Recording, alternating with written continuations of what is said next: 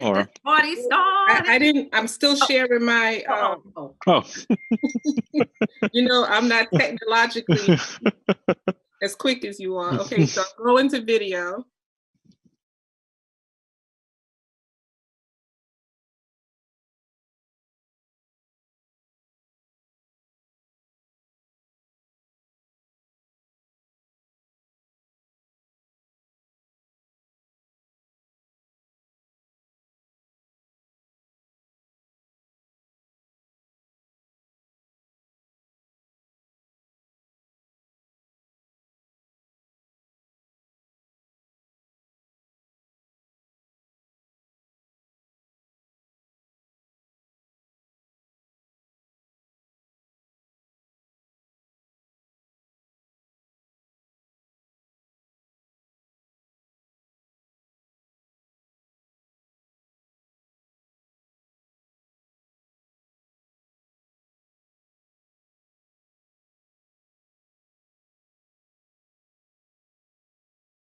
here we go.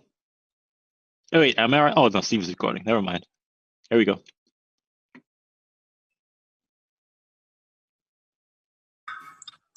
No, Then why is it? they have me waiting. No vayas a poner nada.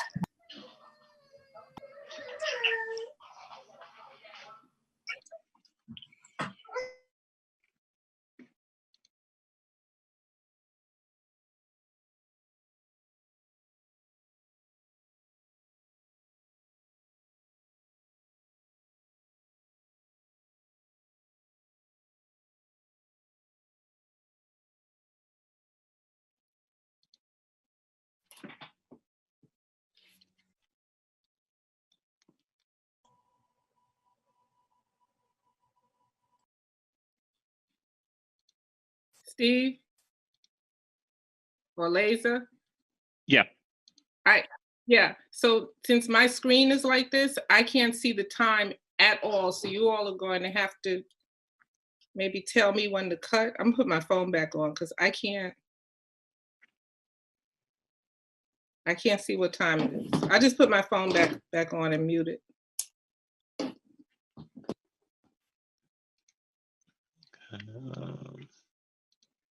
Okay. Okay.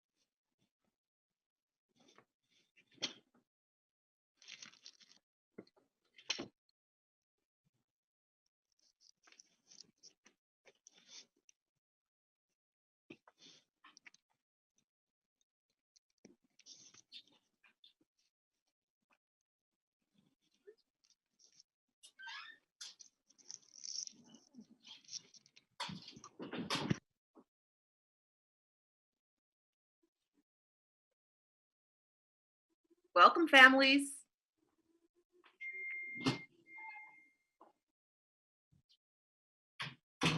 Thank you. Good evening. It's good to see you all. Good evening. Hello.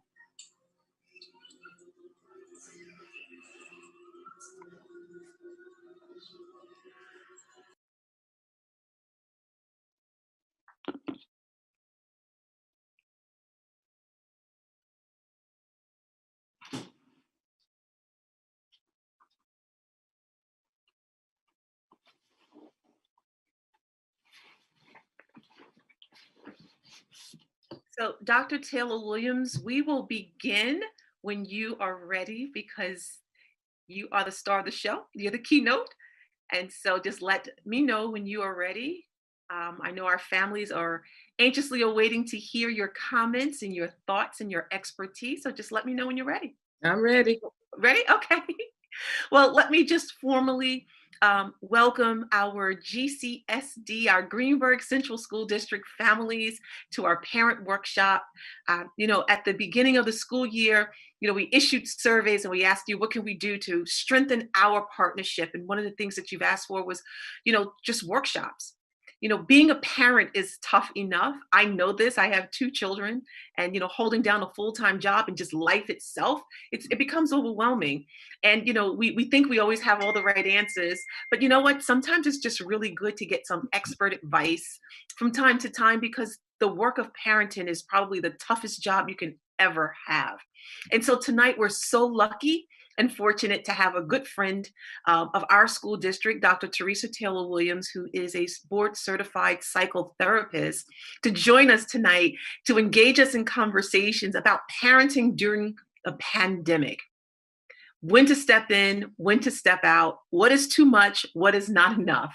And so Dr. Williams will spend some time with us, and we'll have an opportunity to ask her questions and get her expert advice, and we'll take it from there. And once I hear from you all, if we'd like to continue these series of workshops on parenting during the pandemic, because we'll be in this pandemic for a while, I'm happy to arrange for that. So without any further delay, I'd like to reintroduce to you our partner here at Greenburgh Central School District, Dr. Teresa Taylor-Williams. Dr. Williams? Thank you, Dr. Chase. And as always, it's such a pleasure to share time with Greenburgh. I don't look at it as a place where I just come and visit. I feel like Greenburgh is my home. I miss being on the campus. I miss seeing the parents and mingling with you parents and answering your questions. I miss going in the classrooms and seeing your children. Greenburgh to me is just a wonderful, wonderful place. And so I'm happy to be able to share in some format, some advice, and be able to communicate with you. What's going to happen is I'm going to speak, and then Dr. Chase has asked me to allow some time at the end around 7:30 when you can post questions, and I'll be able to address your individual issues. So when Dr. Chase approached me about doing this and talking about parents and the pandemic, a title of a book that I love called Where and When I Enter came to mind, because in my private practice and also just with friends and listening to conversations, even when we're not in a pandemic, parents have asked me over and over again, when I was a teacher, when I was an administrator, where does my role begin and where does my role end? And it's always been a question that I don't think it's a question for time, because there really isn't a rule of when you start and when you stop. And so what I have found as being a mother of 3 was that my role was interchangeable. And when I started and when I stepped back depended upon my child. And it also depended upon how confident I was in the teaching staff and the administration that my children in the school my children were attending. And one thing that I know about Greenburgh is that every teacher cares, every administrator cares.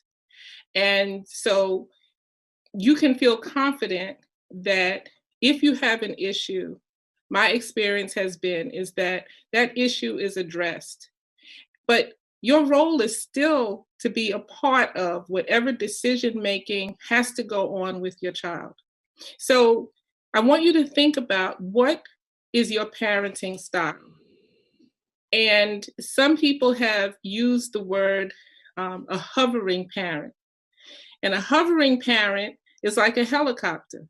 You just constantly hover over your child, you hover over the situation. But if you ever watch how a helicopter hovers, it stays over that spot for a long period of time until it finds the right landing spot. So I had many teachers call me a helicopter parent, because they would say, Dr. Williams, you're always somewhere around. Well, what's wrong with that?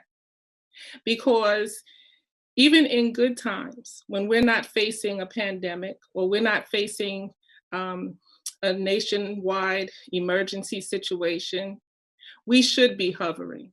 So I found positives in that term that teachers would sometimes use for me to in a negative connotation. And they would ask me, do you ever step back? Absolutely. I step back when I feel comfortable. And that's one of the messages that I want to bring to you tonight. So 2 things I'd like you to think about as I continue to present is, what is your parenting style? And how do you feel when you know that you can step away? And it's not just even with school. You know, we have our children involved in sports during normal times, in music lessons, piano lessons, extracurriculars, tutoring. When do we step back?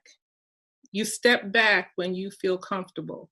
So what is your level of comfort?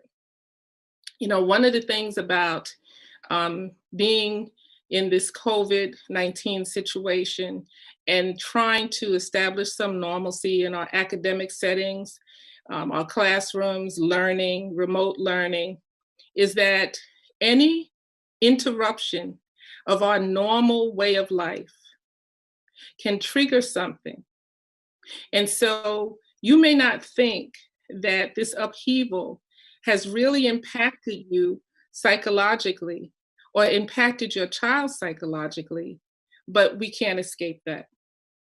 The parents that I've been speaking to have come to me with so many of the same common questions, but the number one thing on their mind was whether or not I could tell them if they were doing the right thing and making the right decision. And those questions came from so many of my clients when we were just beginning to plan going back to either hybrid learning or full campus engagement or fully remote. And so many parents of students of all ages asked me, please, Dr. Williams, can you tell me if I'm making the right decision in either A, having my child stay fully remote at home, or B, having them in charge, participate in hybrid, or C, be fully engaged back on the campus. And my response to them was, I'm sorry, but I can't tell you which answer is the correct answer. That answer is dependent upon 2 factors. It's dependent upon your parenting style, where I bring that word up again, and your comfort level, and how you feel about whichever plan you chose for your child. Some of the feelings that have been expressed to me by parents are feelings of inadequacy. How could a parent feel inadequate? Well, right now, so many parents are feeling that they're not doing a good enough job.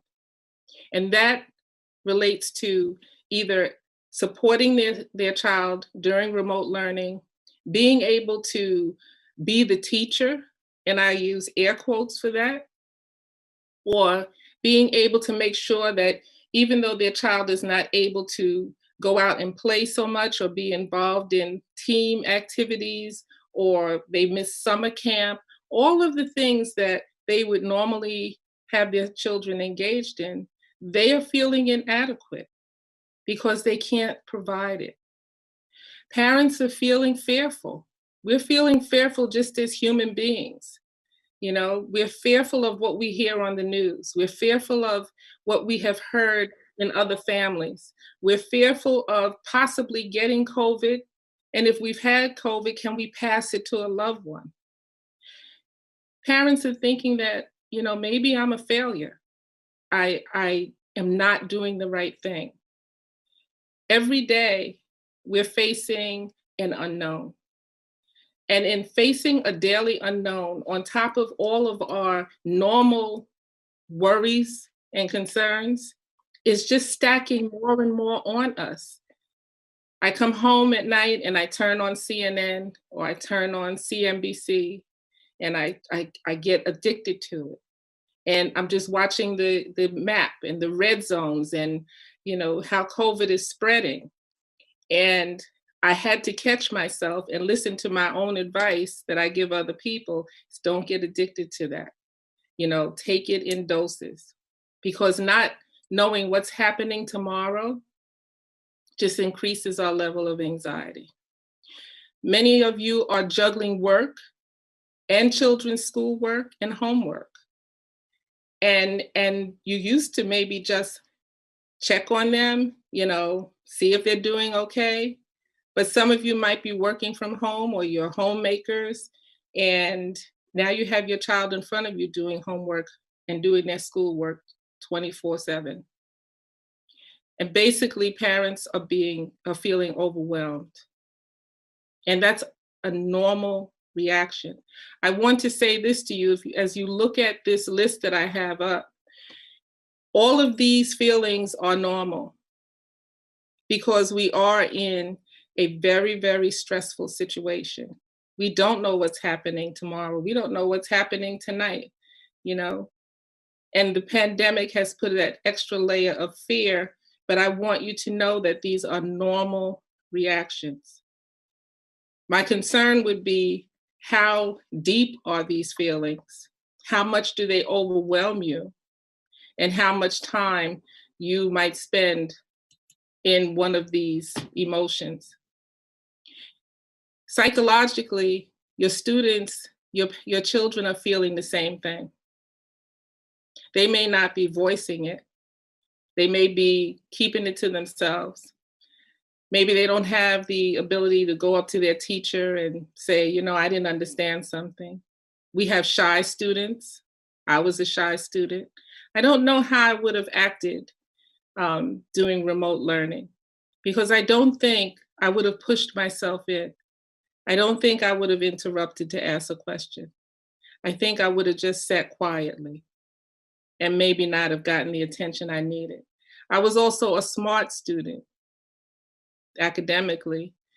And so I think that if I were in the situation your children are in right now, who are at home and learning remotely, I might miss something because I wouldn't ask my parents, and I can't tug on my teacher or come up and ask a question. You know, that brings on uncertainty of, how am I doing? Am I doing a good job? You know, am I going to get an A this semester? How are my grades going to be? I have the word disconnected here. And that word can apply to so many of us in so many different situations right now. You know, students who are fully remote might be feeling disconnected because they're looking in at the video and seeing some of their classmates are right there with the teacher. Why can't I be there? You know, I want to be there in that classroom. I want to be able to turn to my friends and talk about something for a few minutes. And that disconnect is important. And it's something that has to be, you have to substitute something for them to be socially and emotionally engaged.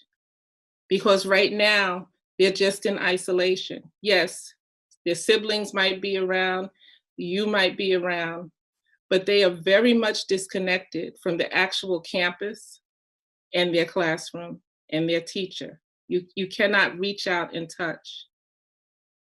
So that brings on anxiety because I want to be there. So while I'm trying to focus on my classwork, I'm also thinking that I'm feeling anxious because, are they learning something or doing something? What am I missing out on? And so when I talk about social engagement, I'm using a term called social engagement deficit. It means that your child is not sufficiently engaged. But how do we do this?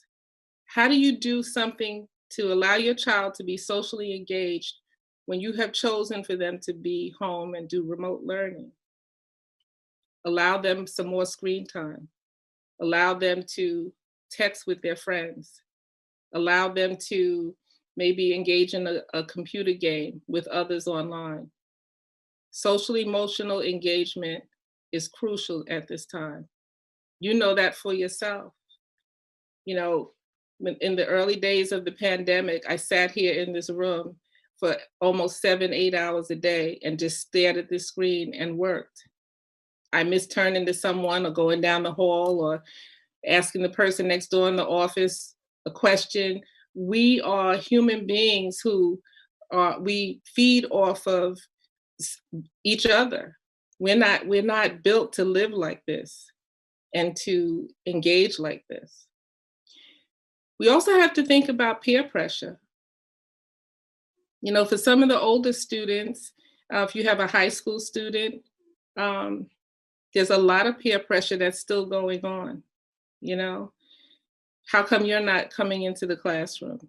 How come you're still at home? How come you can't come out? How come you can't meet up with us? How come your parent won't allow you to at least, you know, go to Starbucks or go sit somewhere and let's talk and hang out? And that peer pressure also puts more anxiety and stress on your child. So I guess what I'm saying in all of these components is the last component, which is that, you know, your children are under a heightened emotional need. They may even be appearing more needy. They may be hanging around you a little bit more. They may want to sit and talk because they're afraid. They're scared.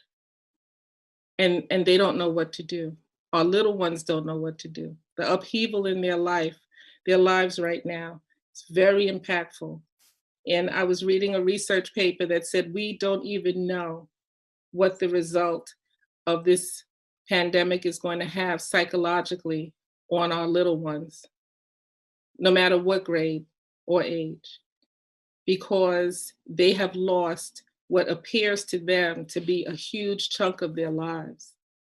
You know, for us who are of a certain age, we have a reserve. We have a reservoir. We have reached a level, an age where we've had life experiences. We've had upheavals.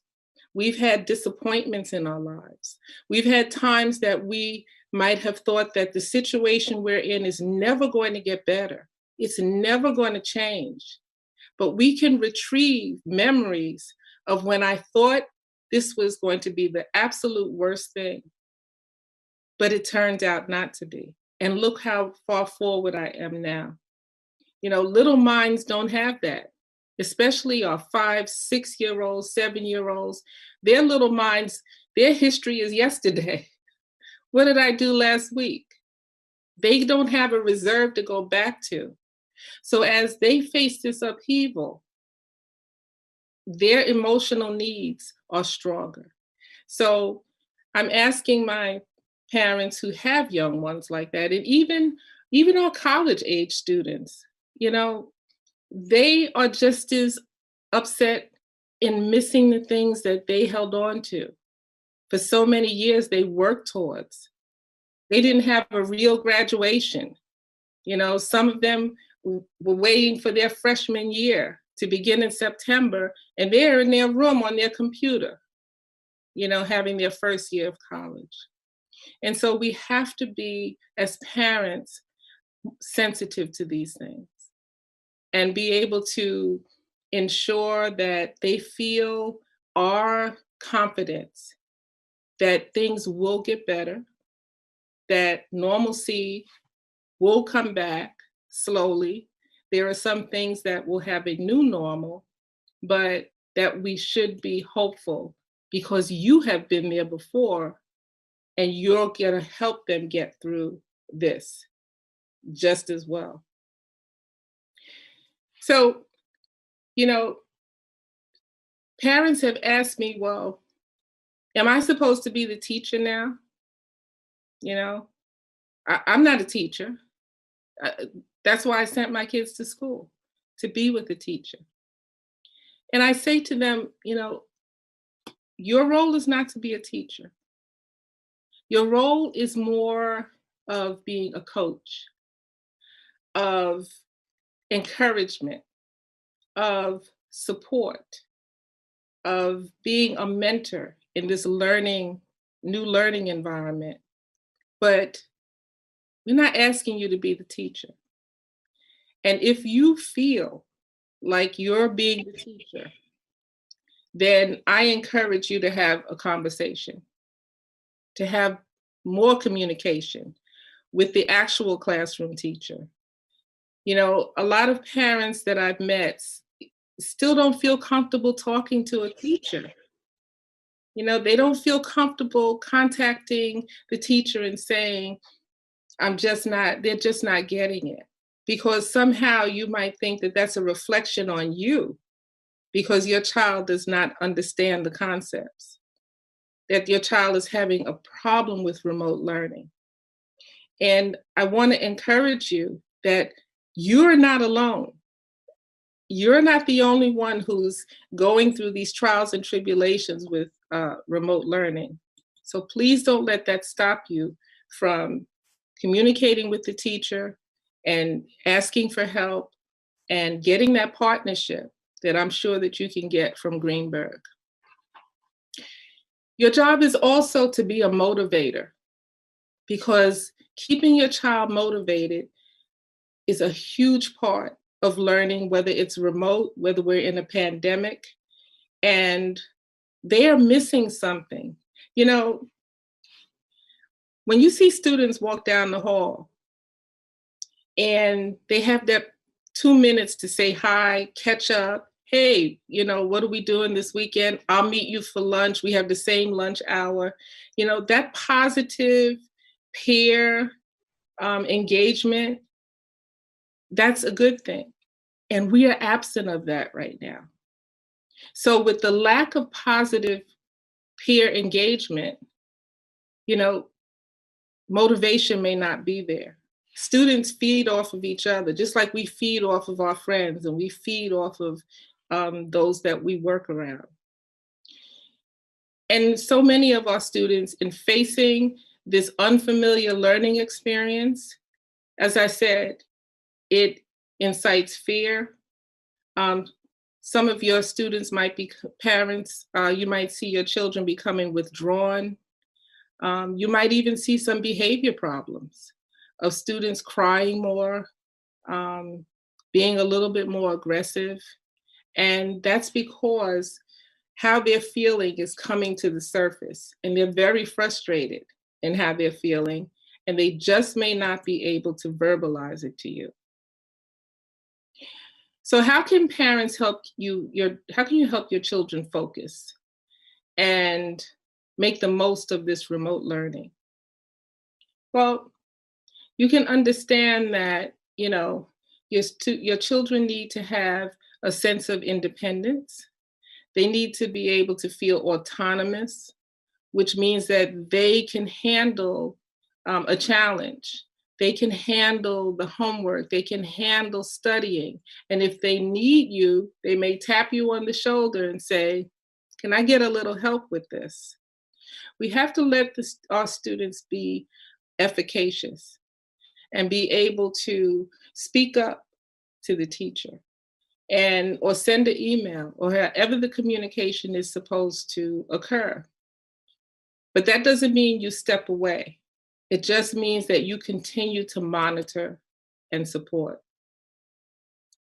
So with online learning and, you know, the continual changes that are going on, what kind of environment is being set up for your children to learn? Let's start with, you know, your children that are at home. You are their biggest cheerleader. Children who are at home and children who are on campus. And so when I speak to parents about, they'll tell me, I'm just not getting this, the computer acts up, the screen doesn't come up, we can't access the textbook, and a myriad of problems. What I say to them is, are you there with your child in this issue? Are you there as a partner with them to help them get through this challenging time. And if you're there as a partner, these technical glitches that occur, any problems with technology, not being able to see the textbook, please understand that these are secondary issues, because the most important thing is that your child knows that you are in it with them until the problem is resolved. So when students see their parents as a secondary educator, sometimes it can cause confusion. Hence, their change in attitude. You know, we have some of you who are very authoritative parents. We have some of you who are more laid-back parents. We have some of you who might be taskmasters and want things done perfectly. And the problem with having your child at home and having them try to adhere to your rules of how to work is that when they were in the classroom, they were free to work within the confines of that class and the requirements of the teacher, and they had their rhythm going in the class. They knew what to do, how to get started, take out your notebook. Something may be on the board.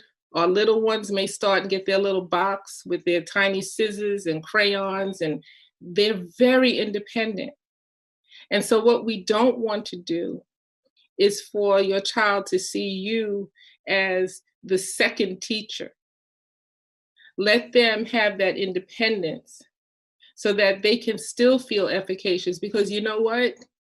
One day we're going to go back to everyone being in school again together, and they're going to be in the classroom.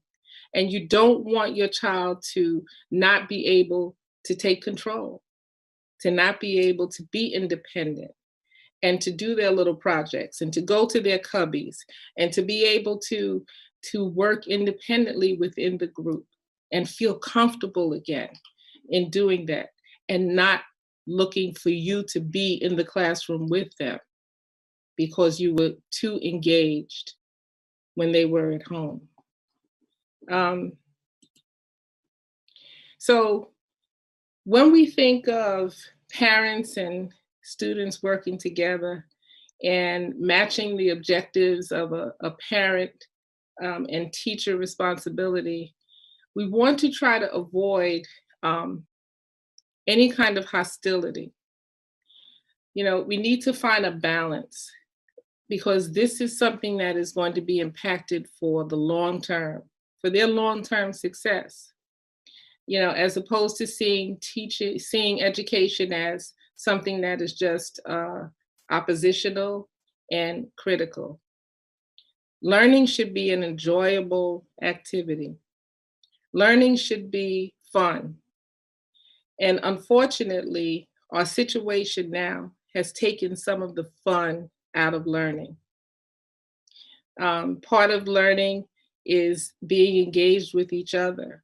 I remember walking into some of the lower classes at Greenburgh, and the activity centers and the classrooms are just unbelievable. And students were having fun.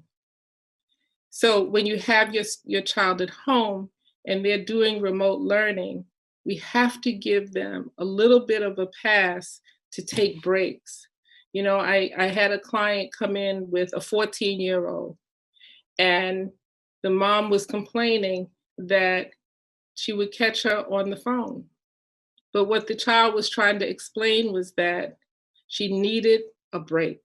She needed a mind break. She needed to just go away from being in front of the screen for a few minutes, and she would just look at something that would calm her, or that would bring a smile to her face. And then she would go right back to her learning.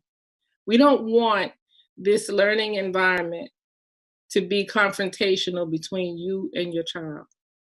They need coping skills too, and they need useful coping skills. And so if we understand that, when they're in school from 8 or 8:30, normally until 3 or 3:30, and then they may have sports or practice, that's their job. That's their full day. And so in between those times, they have lunchtime. In the beautiful campus of Greenburgh, they can go on a trail, they can go outside, they can sit outside and eat lunch, they can hang with their friends. No child is going to be able to sit at a computer for 3, 4, 5, 6 hours without a break. And so when you decide that they are not focusing or they're losing interest, just giving them a few minutes break to let them get up and stretch their legs, maybe get some air outside in the backyard, just to restart is a really good thing to do. And for yourself too. So what we're talking about here is a balance. Where is that balance? How can we establish a balance between parenting and supervising your child and monitoring them, but not doing the work for them and being a taskmaster and imposing your work style on them? So we're trying to find an even work balance, an even balance between still being the parent and not being the teacher, and still being someone they can come and talk to, because we didn't even start talking about that. You don't want to change your role so drastically and dramatically of you being the teacher or the pseudo teacher for 6 hours from 9 to 3, and then you become mommy at 3:30 or daddy at 3:30 or grandma or grandpa at 3:30, because there are other parts of life going on. And you want your child to still want to come and have that cozy talk with you. Sit on the couch and put their head on your shoulder and talk about the world or life or, some kind of social or peer conversation that they've had. You still want to be the parent and not change that role so much that now they're so tired of you by 3 o'clock, they don't want to see you. They don't want to talk to you. They don't want to ask you any questions. They just want to go to their room and hibernate. And we know that's not a good thing. So, finding the appropriate parent/coaching behavior would be great. But remember that it also has to vary by age group and also has to vary by the different personalities of your children. Everything is not going to apply to all 2 of your children or 3 or 4. One may be someone who gets right to work and stays at that computer and has it all together. One might be a wanderer and a drifter. You got to bring them back. And usually the teacher's there to say, hey, eyes back on the book, And then you might have a child who doesn't look like they're keeping up, doesn't look like they're staring at the computer and listening and engaging in the class, but they are. So when we talk about finding the proper balance of parent/coaching behavior, you have to take many of those variables into account. So who sets the standard? Who controls the environment right now for children who are doing remote learning? Well, the teacher and the schools providing the work and the instruction, but the environment that your child is learning in is basically what you have devised for them. So I had a client come in, and she's 14, and she said, I could work in my bedroom. I have a desk, I can look out the window, I have a comfy chair in there, but my parents have decided that I have to sit at the dining room table. So every day I have to unplug my, not laptop, but the desktop, set it up in the dining room so they can watch me work every day from Monday through Friday She said, Dr. Williams, why don't they trust me? There's so many underlying issues going on beyond the surface of what's happening right now during this pandemic and the learning environments that we have set up for our children at home. And I said to the parents, do you know that she feels you don't trust her? We didn't mean that, but that's what was communicated.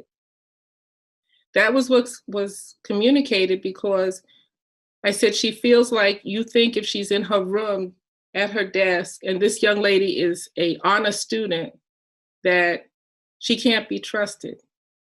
And her grades have not fallen. She's fully engaged in her learning environment. And so when I say that parents control the environment, you are. You're controlling the environment. I read an article recently on what is the most optimistic most opportune place, for your child to learn. Should they be at the kitchen table? Should they be in my sight? Should they be in their room? You know, I can put them in the basement. We have a desk down there. It's wherever your child performs the best. It really is not about you monitoring them for 6 hours. It's about where they perform the best and where they feel they can be the most productive. So I know we're already into the semester, but for those parents who feel like their children are struggling, they're not happy about being home, maybe have a discussion about changing where they actually do their work. Do they like sitting at the kitchen table? You know, some children like to have things going on around them and hearing other people come in and out, and you might be cooking in the kitchen, but some might need total quiet and total isolation in order to focus on their work. So that really is an individual choice of how you set the standard for that learning environment. So for students who are doing online learning, you know, it's allowing some students to really work at their own pace. And they're finding things out about themselves, some good, some bad. Some are finding that they really, really need more accessibility to their teacher. Because accessibility is important. And if they don't feel like they have the accessibility, then maybe that's something that you may have to revisit. I have had some parents who have made the decision. And I had a group session of parents of all different ages. And we started calling it around August, the decision. Remote, not remote. Campus, home. And some have changed their minds. There are districts who, and I'm sure Greenburgh is also one of them, that if a parent changes their mind, if you decide that this is just not working, and now I'm going to take that next step, I want my child to be on the campus, in a classroom, that's fine. You know, you can change your mind. But I also had parents say to me that other parents were criticizing their decisions. They were saying, how could you send your child somewhere where you know they're going to get COVID? You know you're putting them in danger. What parent would ever put their own child in danger knowingly? And so my response to them was this. As parents, we try to make the best decision with all of the information we have access to allow our children to have the best opportunity to succeed. And from there, you make the decision. So for some of the parents who I'm speaking to tonight, who might be considering allowing their child to go back to Greenburgh and be in the classroom, there's nothing wrong with changing your mind because you have new information. You know what the new information is? Greenburgh has done wonderfully. So I was part of the committee that I was lucky enough to be on to bring students back to Greenburgh. And it was a voluminous task. And the educators and administrators led by Dr. Chase, I was just in awe of how every aspect of making that campus safe was covered. And so for those parents who are still struggling with it, I remind you of this. This is November. You have new information. September went well, October went well, November's going well. That's new information and input. But if you still feel like your child should be at home and you're not comfortable with it, that's fine too.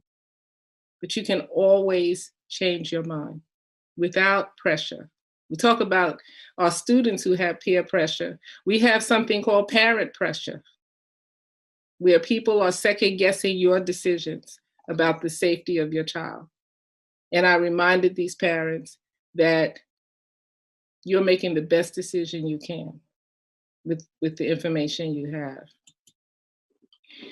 So we can actually monitor our children without over monitoring them. And I mean this. The students that I work with and families I work with, I ask them, and these are logistical things that we're talking about now, in setting a standard and rules about how to engage in this remote learning without me standing right here and hovering over you. And actually, these are things that should be done for all students. But right now, most importantly, it should be done for those students who are working remotely. So you don't have to ask them a lot of questions. Well, what are you doing now? What subject are you on? Did you finish the assignment for this first class? What time does your class start tomorrow? Scheduling, physical schedules.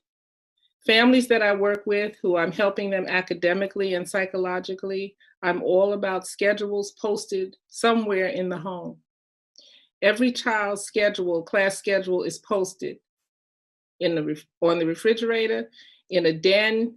It is clearly there, and it can eliminate you asking your child so many questions about the same thing. Their other schedules can include, you're not just doing academics. Are you getting some physical activity? Because those students that are at home, I know they're still getting gym classes, but they have to get moving.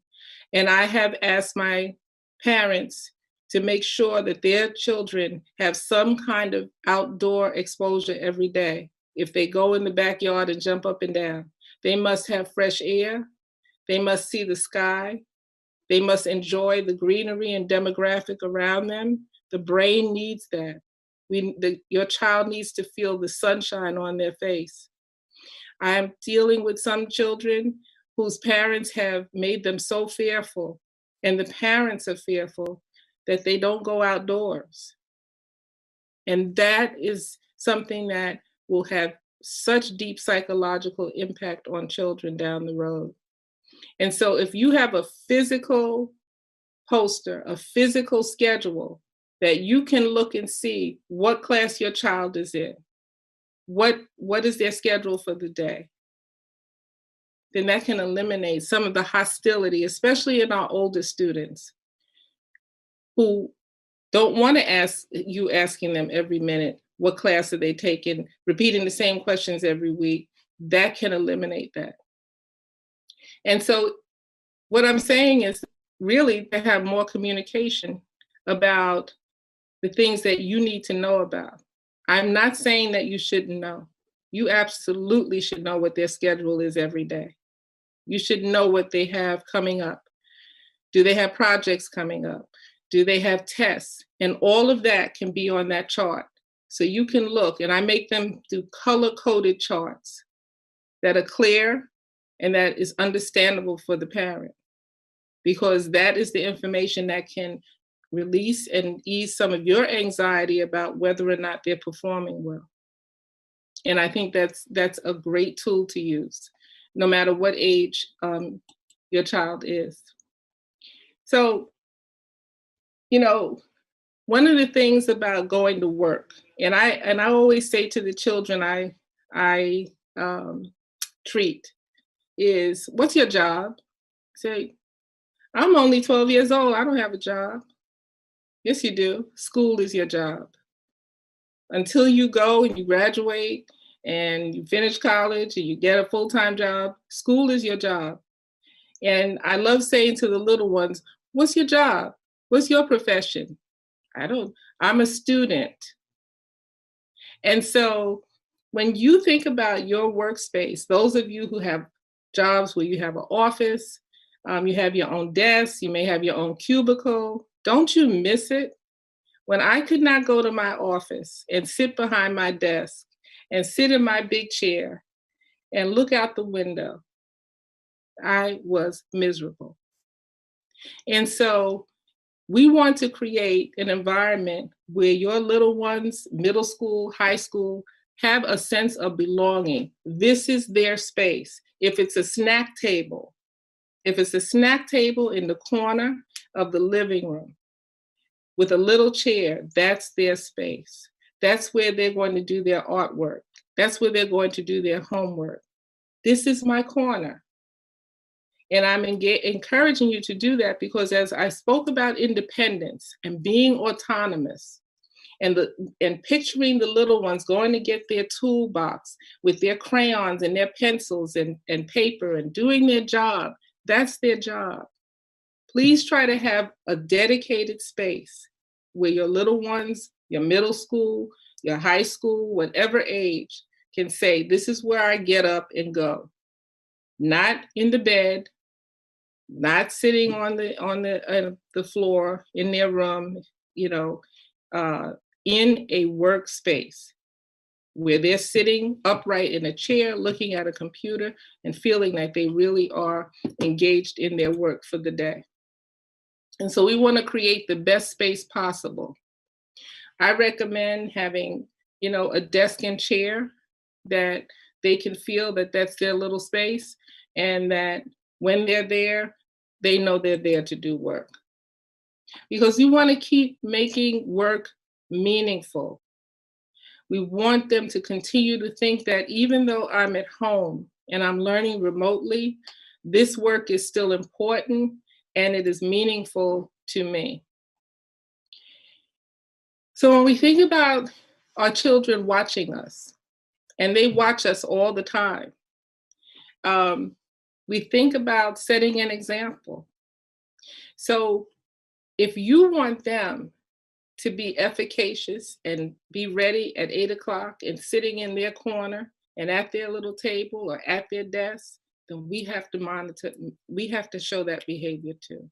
We have to be up and dressed. We have to be at our computer if we're working from home.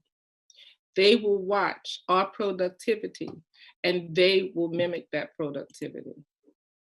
Because we parents, we do live by example. And our children are watching us.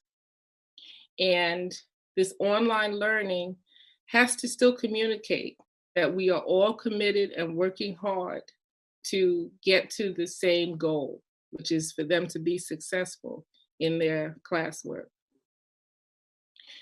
The hybrid learning experience has had some negative and positive outcomes.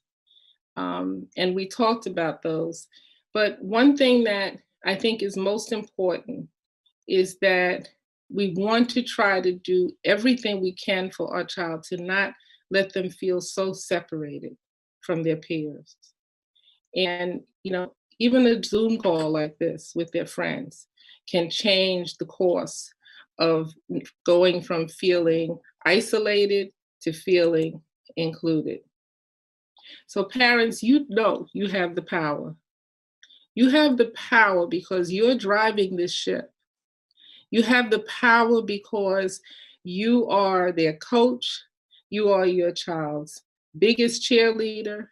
You can direct them to where they need to go. You have a straight line to communication to the school and to the teachers. You have the power to make this experience a successful one and a happy one because you're working together. You're working together with your child and with the school. And so as we wrap up, I just want to close by saying this. I could say so much tonight, and I never have enough time.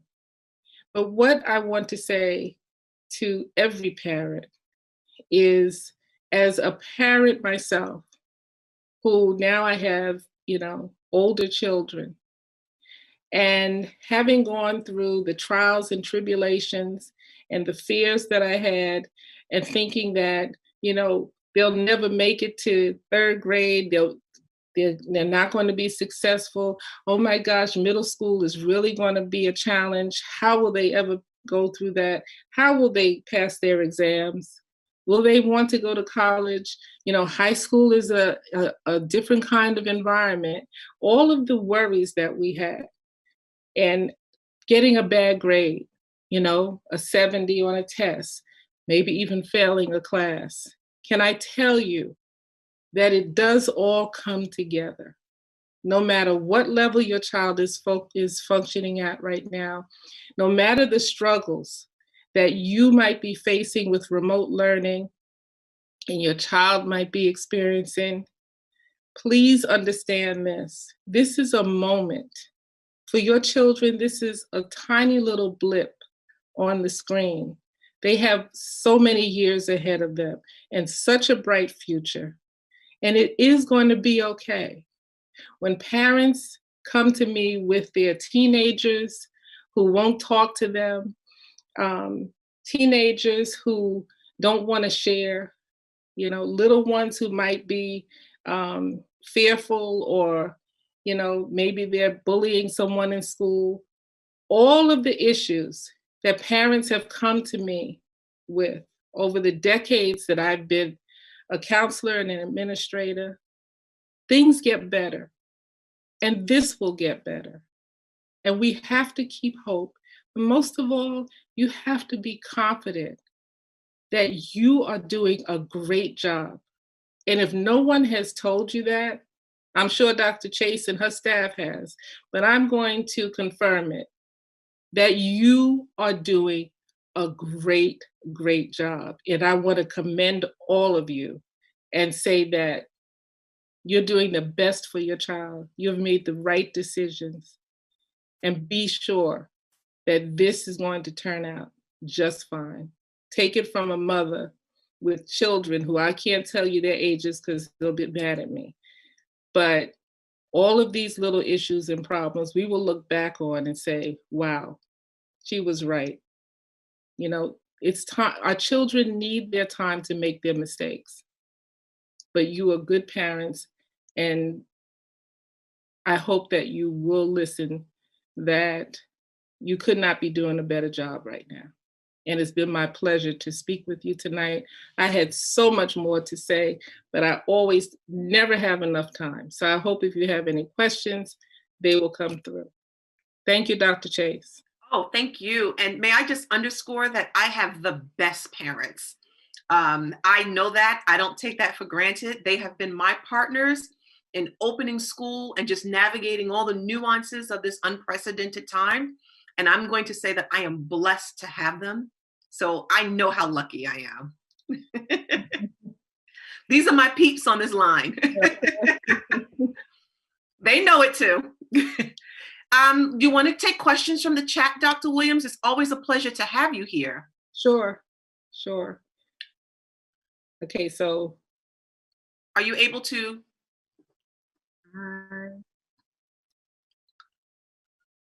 Maybe Laser can help me. Could you believe what we're both navigating two different Okay. I'm just staring. Should I stop sharing the screen, Laser? No, you can. I can read the questions if you want me to. Okay, that's good. Hold on, let me just mute this at the meeting. Sorry. This one is from Chris V. Regarding teenagers who first want to share, how do I know if it's the age and stage of separation or being more withdrawn due to COVID anxiety or frustration of being separated from friends? Okay, so great question. And I would say all of the above. For our teenagers, well, let's just think about the they're teenagers. So the definition of a teenager is to be quiet with parents, to be not sharing, to think that their peers are really more important than their parents, and put on top of that now COVID, because now they can't share with their peers as much as they want to. So my suggestion to you, which would be even in the time that we are not in COVID, is that if your teenager is doing their work, if they're eating their meals, if they're healthy, if they're participating in life normally, but they're just not telling you about their little secrets and what they're talking about with their friends, and you know everything else is okay, just let them have their time. You know, everybody is using the tools that they have in order to feel good. And I think I've said this before in a presentation at Greenburgh, and parents came up to me and said, that was a really good response. Here's my response. When they do start talking to you, I don't care if it's about cookies, I don't care if it's about sneakers, just listen. Please don't interrupt. Just let them talk and talk and talk. While they're talking, pour some juice, hand them a glass of juice, put some cookies out, let them just keep talking and talking and just be the listener. Let them open up, and as long as they're healthy in all other ways, nothing to worry about. But remember that they are being denied of the interactions that teenagers really need with their peers.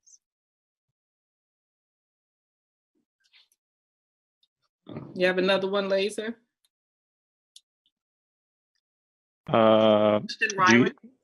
Kristen Rao. Do you have any advice for talking to young children, 4 to 5 years old, about feeling anxiety due to these circumstances, when this is something that they may not even understand that they're feeling?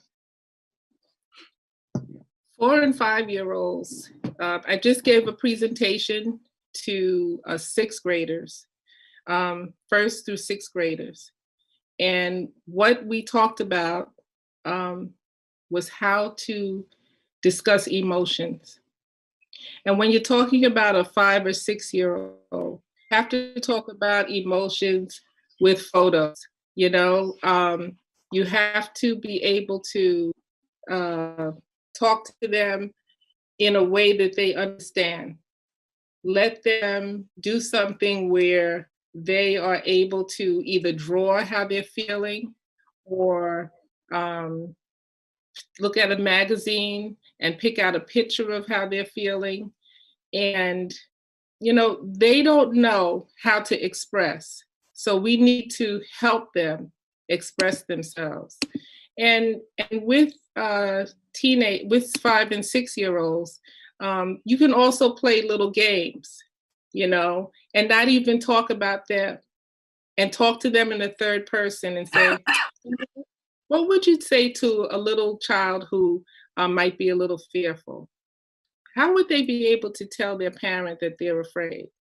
And so with those kinds of answers, a 5 or 6 year old might be able to relate better, you know, if you use a visual, if you use a visual. Okay. You have another one? My child is in a special class and he's very distracted. And the big just moved. My child is in a special class and he's very distracted, and many times we end up confronting.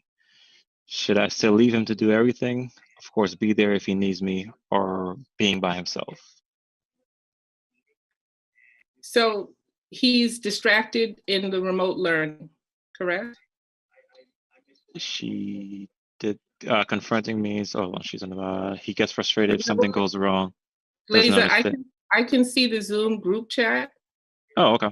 That question, is the question posted in the group chat? It's in there, yeah. Okay. Thank you so much, Greenburgh, for great, just wonderful compliments. Thank you so much. Okay, so I have it here. My child is in a special class and he is very distracted. And many times we end up confronting. Should we still leave him to do everything? Of course, be there if he needs me, or being by himself. So I'm not quite sure what you mean by a special class, but I'm going to say maybe a special needs class. And so whether your child is in a special needs class or in um, any other kind of classroom situation, distraction is usually caused by a number of things, either by not understanding the work or not being able to focus because they may be suffering from ADHD or ADD, if I'm in understanding, because they're in a special class. They may have a learning or remedial problem. And, for our special needs children, those who need that extra help, either in reading or academics or behavioral issues, this is a much more challenging time for them, because as they are routinized, that routine helps them stay organized in their thinking. And so if you think about it, they know what they're doing every day, in spite of their disability, but that's all gone now. And if they're learning, they're home and doing this remote learning, that distraction can come from so many things. The sound in the other room, someone vacuuming, somebody with a leaf blower outside, someone turned the TV on. Children who have a problem focusing, the slightest little thing can make them distracted. So I have a few suggestions. Number one, first of all, I would work and speak to the teacher and see how you two can work together to address this distraction. And also keep a gauge on how productive your child is being in this class, where they're at, Second, I would say just what I said a few times in this presentation. Does that child have their own little workspace so that they know when I'm sitting at this workspace, I am in my work mode? And when you want them to eat, take them out of that workspace. The third thing I would suggest is that I hope that you have posted somewhere visibly what that child is supposed to be doing at what time, and review it with him or her, and go over the day early in the morning. Prepare that child in the morning, talk to them, say, do you think that you focus a lot in this class, or which subject do you like the most? So that's how you can address some of the distracted issues. But for our special needs students, it is most important that you work very, very closely with the teachers. I'm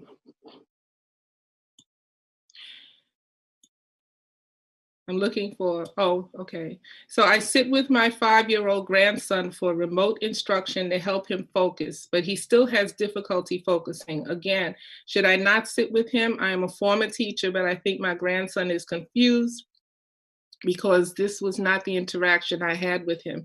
And you're absolutely right. This is the topic that I spoke about, is that your grandma, do you not remember your grandma? Who made you my teacher? And so that's the confusion. I would never have thought of my grandma being the teacher. My grandma was for me to lay my head on her lap, for her to give me cookies, for her to be kinder than my mom sometimes. And now you're being the teacher. And think about what teaching entails: giving directions, telling you what to do, keeping you focused on tasks. Grandmas don't do that. So what I would suggest, he's 5 years old, and that confusion is right there in front of him. I wouldn't sit with him, but I would try to put up a little snack table or a little space in the corner and, ask him, would you like grandma to sit with you for a few minutes while you do your schoolwork? Let him invite you in. I'm going to give you permission to hover. You can be in the room and then go out a little bit. Just let him know you're there, but let him have his time to himself so he can make the distinction that grandma's not teacher. And that won't be as confusing as he is right now about that. Confronting means he gets frustrated if something goes wrong. and doesn't understand and starts crying. And I say to him, he needs to focus more. Well, learning should never get to the point of crying. I don't know the age of this student, but tears means that we have reached an emotional level that doesn't match with learning, okay? Once a child starts crying, that is the height of frustration. And we need to investigate what's happening here. Are you frustrating the child because you're trying to get them to do something that maybe he just cannot do right now? Maybe he's confused. Maybe something needs to be explained better. But, you know, when the child starts crying, your level of anxiety starts raising. And so you're both raising at the same time. And that we can't have that. And so we need to bring this child back to a level. He absolutely cannot work while he's crying. So he needs to have a good substantial timeout to get himself together. And I don't know that the teachers would endorse what I'm saying right now, but for children who are getting highly, highly frustrated, and it might be midday, they may not have gone through all of their classes, and now they're getting to the point of crying. I think that most educators would say this child needs to end that day right then, and maybe start again after lunch. The other thing is about focusing. And I know as a parent, I have said to my child, you're not paying attention. You have to be more focused, but you can't tell someone to focus. Focus comes naturally. If you tell them to focus, there's a reason that they're not focusing. And that's the bigger question. And try to narrow it down to what subject it is so that you as the parent can contact the teacher of that subject.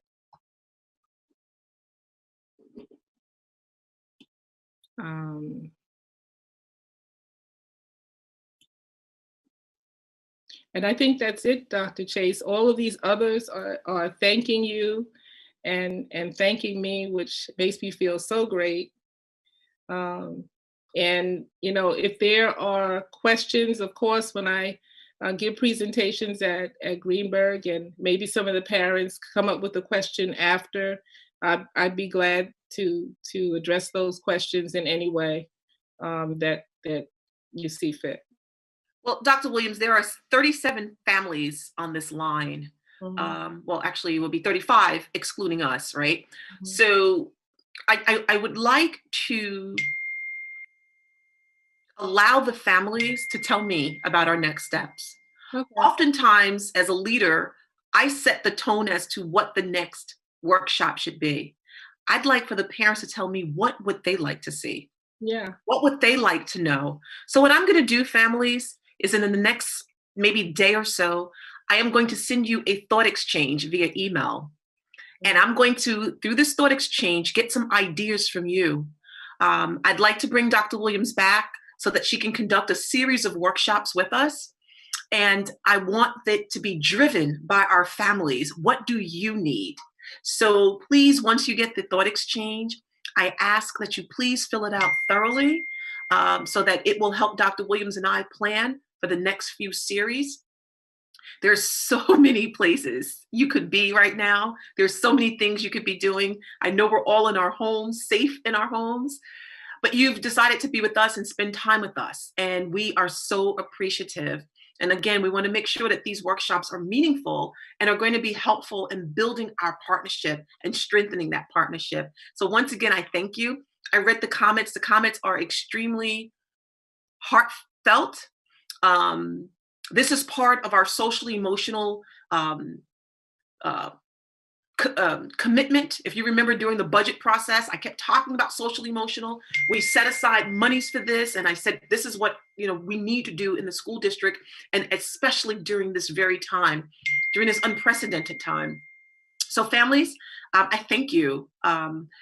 It was an excellent session. I'm just reading the chat. I'm excited that you're excited. And what I'm going to ask is when we actually issue the information for the next workshops, that you ask your friends to join you. You bring other parents along because it's great when we can all learn and share together.